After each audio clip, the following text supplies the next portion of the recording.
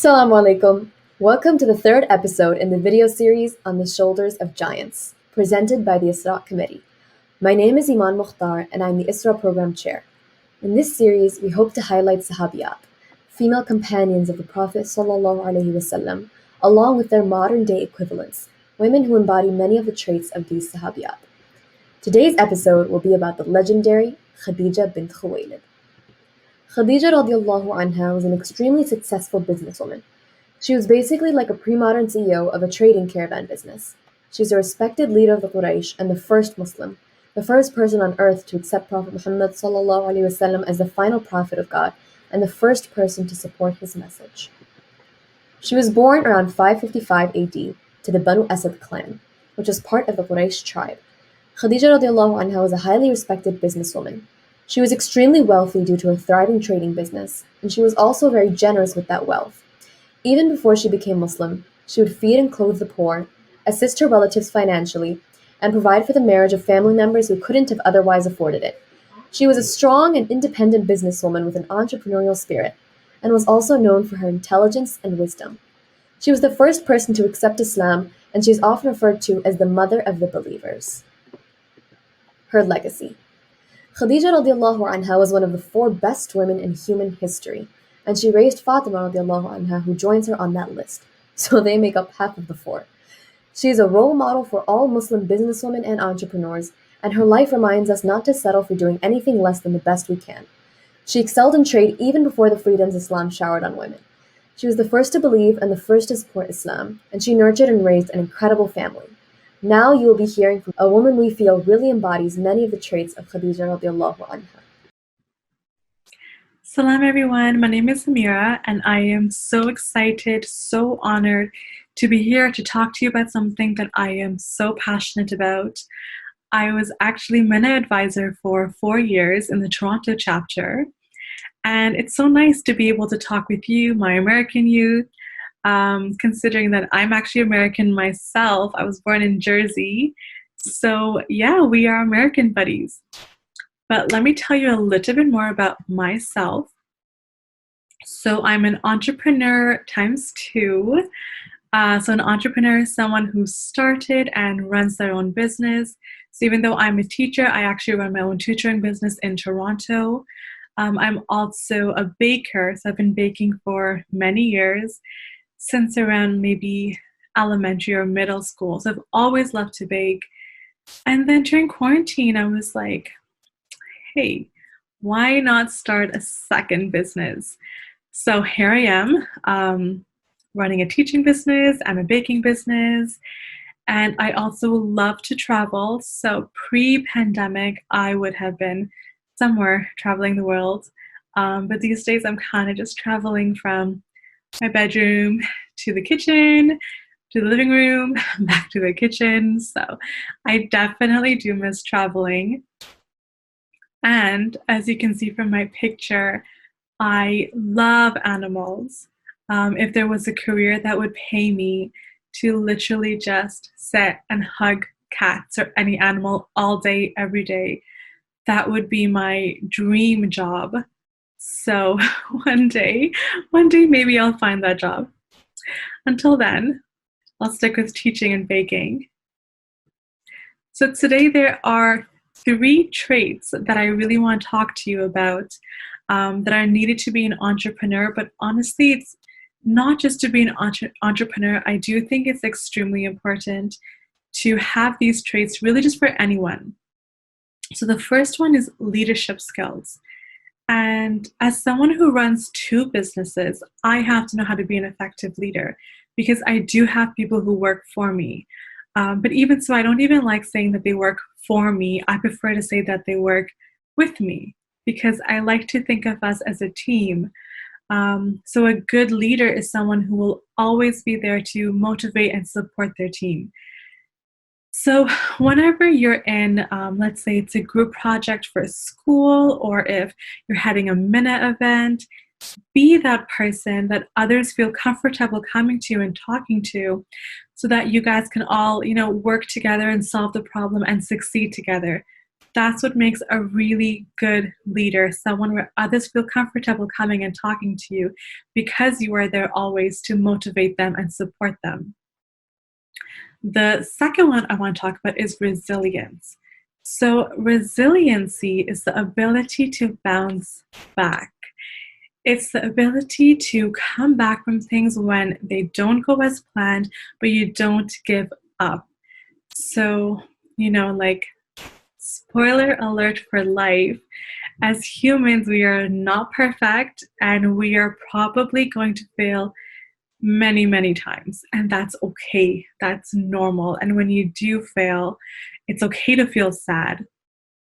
And I'm not saying to ignore those feelings. I'm just saying that it's very important to always get back up. So when you feel like you've hit rock bottom, that's okay. Like, that's okay that you feel like maybe you have failed. But you have to, allow yourself to rest, give yourself some time to heal, process those thoughts and emotions, and then tell yourself that you're going to get back up. So you're not going to let those feelings stop you from reaching your goal. So promise me from now on, you're going to tell yourself that whenever something happens, whenever you go through a hardship, you're going to say, I am someone who is going to be resilient. I am someone who will not let failure stop me. Because like I said, everyone fails. It's normal. It's part of life. But not everyone has the courage and the strength to get back up. So I want you to be the person that does get back up when things go wrong. And the last one I want to talk about is having ambition. So ambition is having the courage to act on those things that you really want. Let me tell you, when I was younger, I was so quiet. I was so shy. And if anyone were to ask me, hey, Amir, like, where do you think you're going to be in 15 years? There's no way, like, not a chance that I would have ever said that I'd be running my own business, let alone 2 businesses, or talking in front of others. There's no way. But I had amazing advisors in Minna, because I was in Minna in high school, but amazing advisors who always pushed me to take on bigger roles. They always supported me to the point where I just started to naturally just push myself. And that reminds me of one of my favorite quotes, and that's do one thing each day that scares you. And I'll be honest with you, I do not do something every day that scares me. I don't even do something every week that scares me. But when an opportunity comes and I may be so terrified, I tell myself that I have to do it. Like, I have to take this opportunity because it's the only way really for me to grow. So promise me, the second promise that I want you to make to me is that when an opportunity comes your way, and even though you're so nervous and you're scared and you feel like you can't do it, you're going to tell yourself that you're going to take this opportunity. You're going to step outside of your comfort zone and you're going to do it. And this actually leads me to another quote that I love, which is, so here's part of it. Because once you take that opportunity, it's so natural to have these feelings of doubt. So you might ask yourself, like, what if I fall? And that's totally okay for you to have those feelings of doubt. But I also want you to have those feelings of reassurance. So the second part of the quote is, oh, but my darling, what if you fly? So I want you to think to yourself, like, hey, I can do this. I will do this. And I'm going to be amazing. I actually have a bracelet that says, what if you fly on it? Because it just reminds me and motivates me to always try. I don't ever want to go through life ever thinking like these feelings of what if? What if I could have done more? What if I could have done better? honestly, you'll never know until you try. So I tell myself that I have to at least try. And that's what I want you to always remember, that you have to at least try, because sure, there is that chance that maybe you may not succeed. But think the other way, think the beautiful way, that I might do amazing.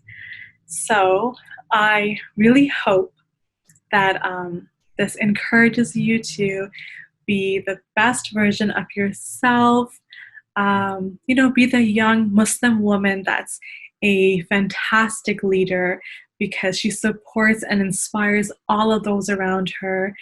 Be the person who never gives up, who is resilient, resilient against any hardship that you may face.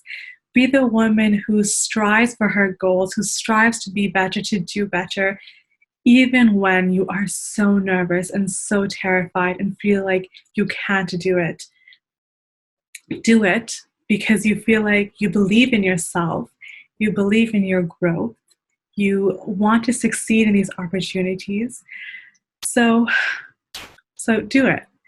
And I can't wait to hear about all the amazing things you young ladies are going to do, how you're going to grow up. And I hope that this talk has motivated you and reminded you of how fantastic you are and how fantastic you can be.